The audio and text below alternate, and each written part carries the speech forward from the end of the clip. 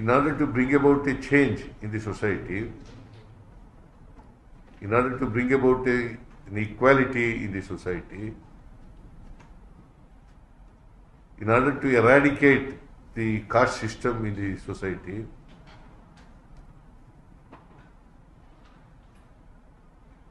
we have to conduct socio-economic and educational survey. That is, in other words, it is caste census.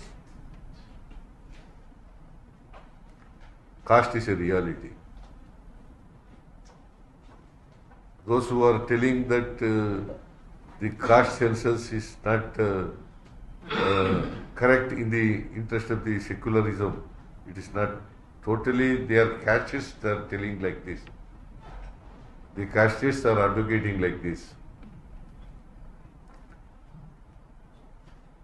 So, I welcome the decision taken by at last, the Government of India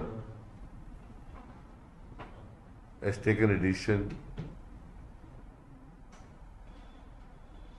to conduct the caste survey in the country along with the census.